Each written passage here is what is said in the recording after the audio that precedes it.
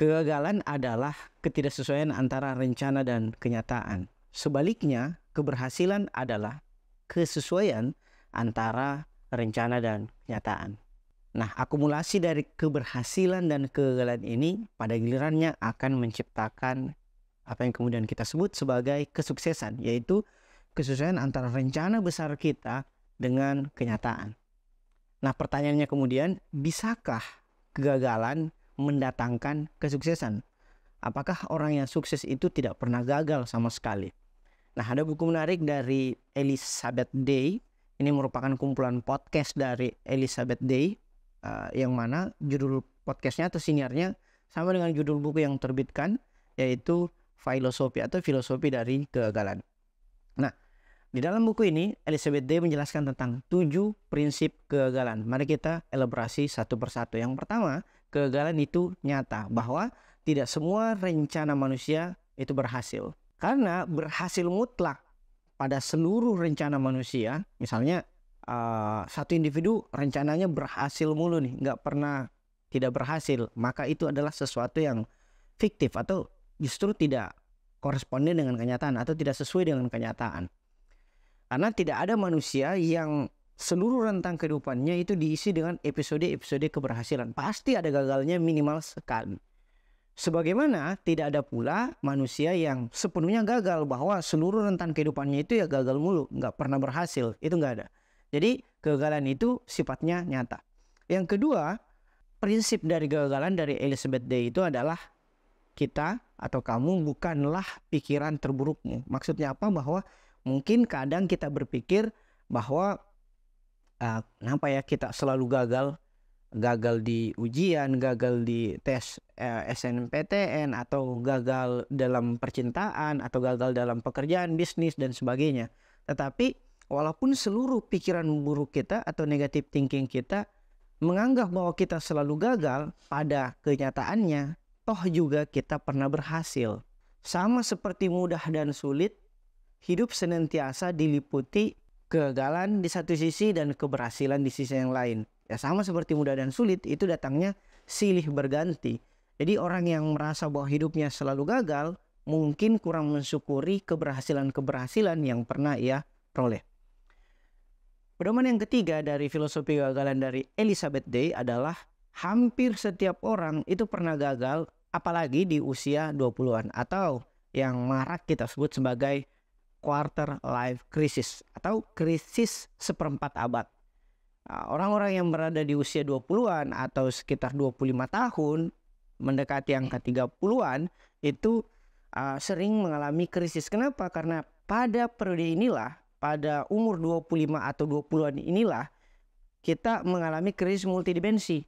Bukan hanya pada satu krisis saja nih, tapi ada banyak krisis. Yang pertama, krisis memilih pendidikan. Kita mau S1 di mana? Setelah selesai S1 kita mau lanjut S2 atau kerja dulu, atau mau langsung lanjut lagi sampai S3. Kita juga krisis memilih pekerjaan.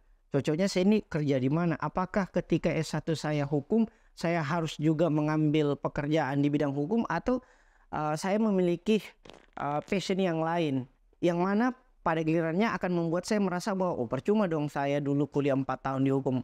Toh pada akhirnya saya tidak bekerja di background pekerjaan hukum. Di dalam quarter life crisis juga kita krisis memilih pasangan. Apakah itu sekedar pacaran atau bahkan sampai semendasar pernikahan. Di umur 20-an ini juga kita mengalami krisis memilih tempat tinggal. Kita masih mau nebeng sama orang tua, atau mulai kosan, kontrak, atau bahkan nyicil rumah. Nah, 4 pilihan krisis ini, yaitu krisis memilih pendidikan, pekerjaan, pasangan, dan tempat tinggal, itu adalah 4 pilihan yang paling mendasar dalam kehidupan kita. Salah memilih pendidikan, pekerjaan, pasangan, dan tempat tinggal, itu berarti kita menyisakan satu kesalahan yang problematis dalam seluruh tangga karir atau kehidupan kita. Nah, yang keempat, yang juga merupakan pedoman dari filosofi kegagalan dari Elizabeth Day adalah putus cinta bukanlah sebuah tragedi dari kehidupan.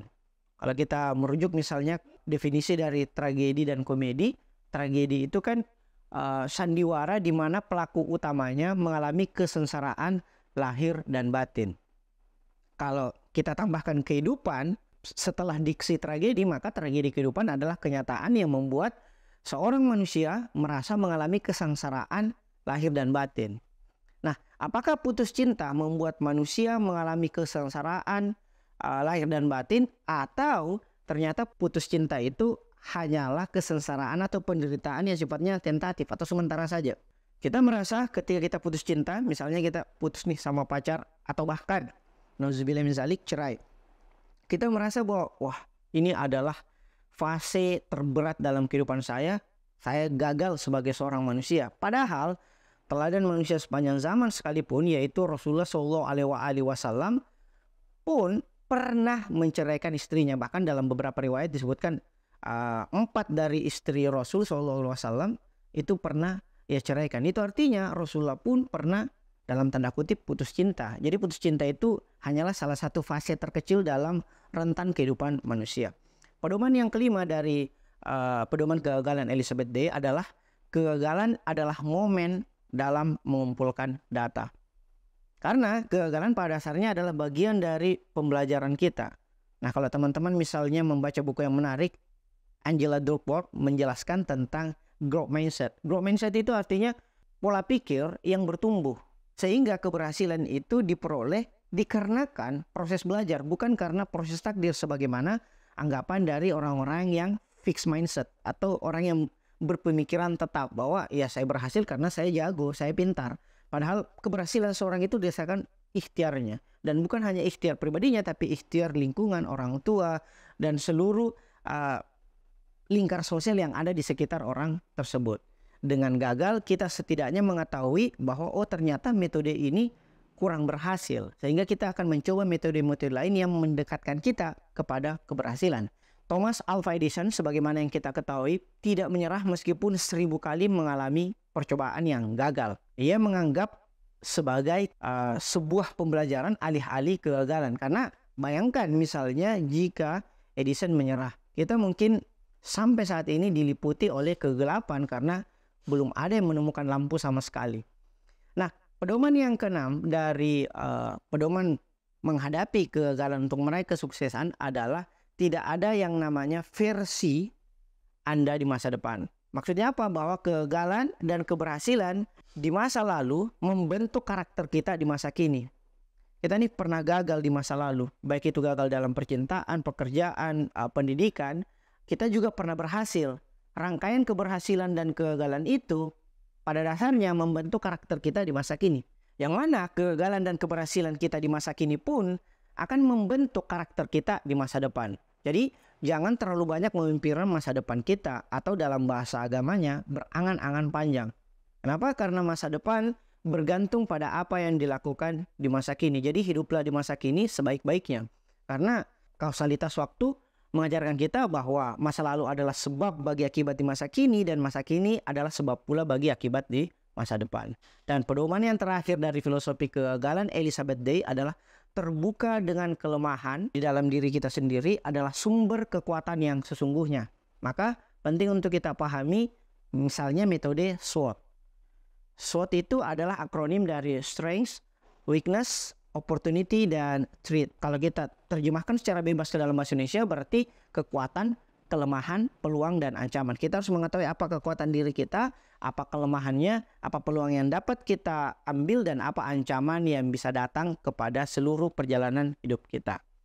Sebagai gantinya kita juga bisa mempelajari 4 indikator penilaian yang saya dapat dari buku Blue Ocean Economy yang menjelaskan bahwa di dalam seluruh kehidupan kita, baik itu pendidikan, karir, pekerjaan, asmara, organisasi, kita dapat selalu melakukan evaluasi terhadap 4 indikator. Yaitu 1, apa yang harus kita ciptakan, artinya sesuatu yang baru. Yang kedua, apa yang perlu kita tambahkan, artinya sudah ada tapi perlu kita tingkatkan lagi. Yang ketiga, apa yang perlu kita kurangi, sesuatu yang sudah ada tapi kita perlu meminimalisir. Dan yang terakhir, apa yang perlu kita hilangkan, sesuatu yang ada tetapi perlu kita tinggalkan sama sekali.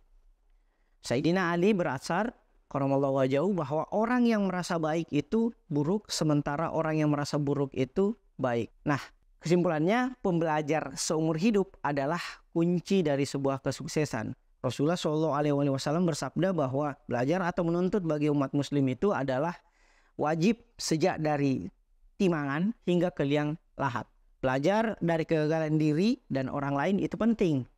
Belajar dari keberhasilan diri dan orang lain juga tidak kalah penting. Tetapi biasanya ketika kita berhasil, kita urung belajar. Kenapa? Karena ketika kita berhasil, kita terjebak oleh bangga diri, kita terjebak oleh euforia. Kita merasa bahwa wah, saya sudah jago. Akhirnya kita tidak belajar lagi.